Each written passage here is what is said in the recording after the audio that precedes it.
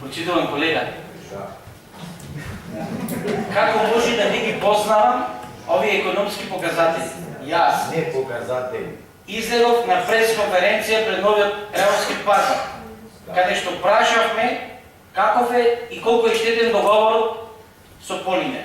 За на седница на Совет од оваа говорница извадам фотокопија од Нова Македонија, каде што беше отворена стечајна постапка за друштвото Полимер.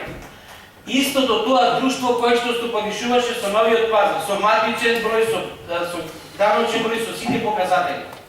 Како може да не ги познаваме тие економски показатели? Кога тука беше, од тука прашавме, дали доколку ова друштво е заминато во стечај, се уште има право да стопанисува со горниот Раонски пазар.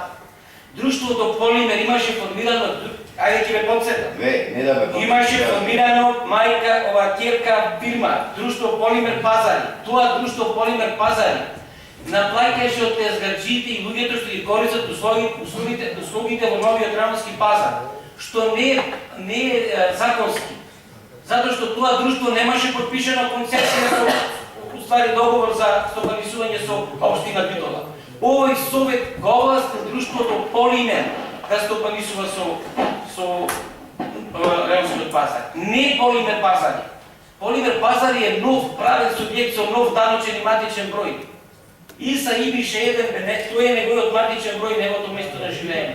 Иса Ибиш, цртичка, вашата е некој друг, од него е друго лице со нов матичен и даночен број. Тука треба да се разбере.